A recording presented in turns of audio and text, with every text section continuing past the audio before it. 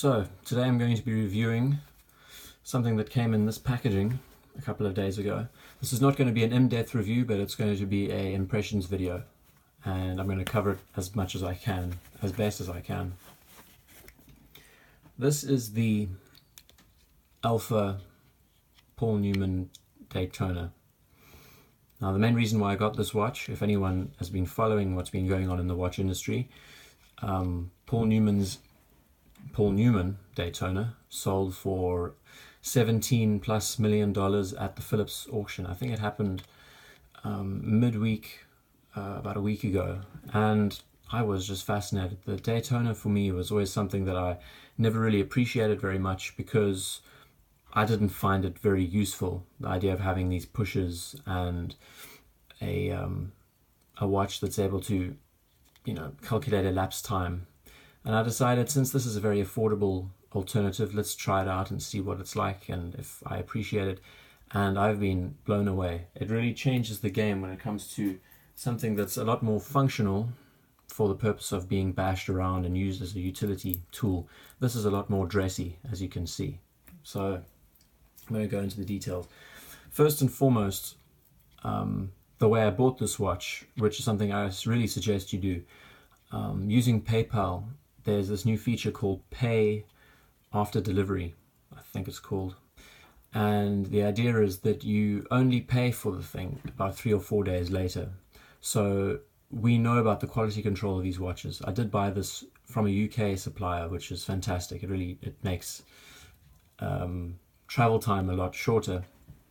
But if you order them that way, pay after delivery, the person who's supplying a watch like this to you has to be obliged to send you a very good edition of the watch, or else it's just going to get returned.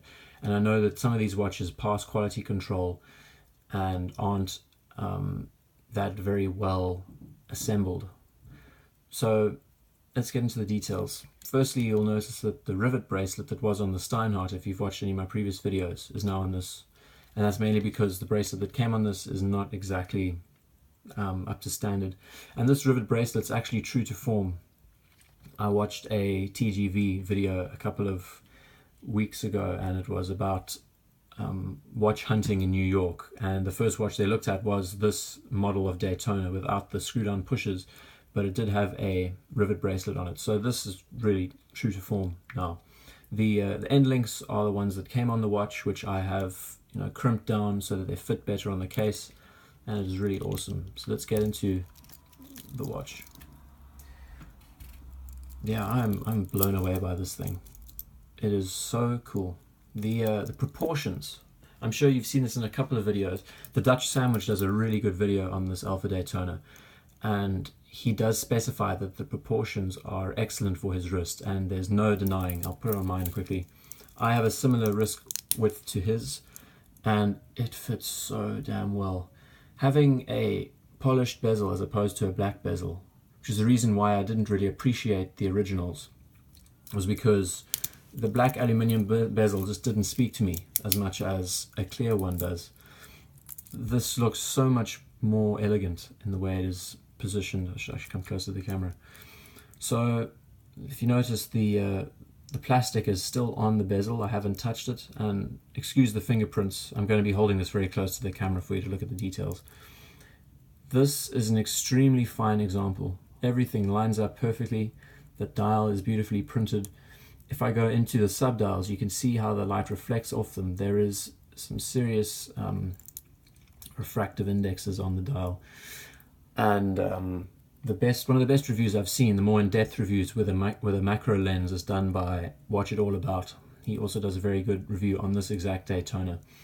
And I know that his watch is from 2014, somewhere around those lines. This is a 2017 model, and it looks like they've really improved their quality control. So let's get into the details. We know that it is I'm going to get this cleaning cloth on the side. We know that it is pretty tall for its size. It's about 15 millimeters in height. The lugs are 20 millimeters, which is superb, and this bracelet tapers down to 16 millimeters. Is a spectacular clasp. And there's a little detail that the case back is actually clear, so you can inspect the movement. It looks superb. Really is superb. I love looking at it, and especially playing with the chronograph pushes.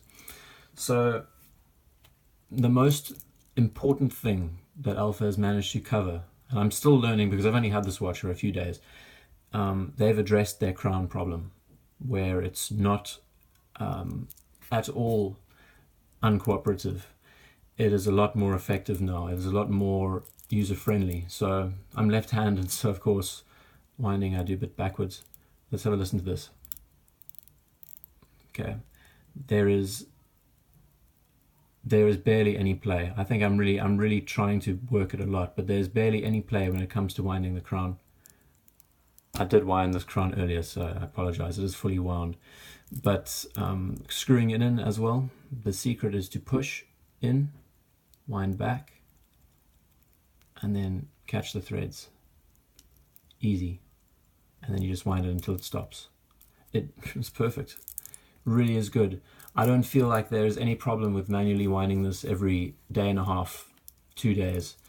The crown is it's a lot more robust. I've had crowns before that are extremely loose and wriggly, and it is quite concerning, wondering if the crown's going to stay on any longer. But again, talking about the pushes, they are flawless. They work extremely well. They wind down very well. There's a very positive action when you engage the pusher. I'm going to let it run for a couple of minutes, and you can watch the accuracy of the movement itself when it comes to the subdials. The 24-hour indicator is very interesting. I guess it'll be most effective if you're tied up in an interrogation room underground and you want to know if it's morning or evening. I don't know how effective it would be all day, but in everyday life, should I say. But it's pretty cool. It's a nice addition to the watch. The tachymeter, I'll do a separate video on explaining how it works. It's very simple to understand, and it only really works in the period of a minute of recording. I also was very interested to see what would happen if we got past the 30-minute mark on the subdial, because not many people covered the details about what happens. And I tried it out last night, and quite simply it jumps to the first minute again, like it just has now. It doesn't actually stop. So as long as you keep an eye on that subdial, you can record in a time for an hour and a half if you need to, and then all the seconds in between. I'm sorry if the crystal is a little bit bubbly, because I still have the plastic on the top. I don't feel like taking it off at the moment. I recommend you do keep it on, because it is a domed acrylic crystal and scratches are going to happen. It's just inevitable. But I'm amazed at the quality of this watch. It's also one of the lightest watches I own now, which is great. It makes it a lot more user-friendly. And I think regarding legibility, this dial really hits the mark. It has a good flow. Hold on a sec. Maybe you can hear the movement. Just listen for a second. I don't know if you'll be able to listen to it. And again, look at the subdial. Watch how crisp the jump is. Very good. I'm really fast. And the fact that this watch was about £100, it just really speaks to the quality control and how well it's been executed over the last few years. So that's about all I'm going to cover in this video. I can't think of anything else. What I can suggest is that you buy a model of an Alpha. I think the color of this watch is also very good. You can't really notice it in this light. You can sort of notice it in this light. It's a very faded, creamy color. I was a bit worried that it would be too yellow in color, but in actuality, it's extremely versatile, should I say. When wearing it, when in the light, when in the dark. It's a very appealing color that works in all situations.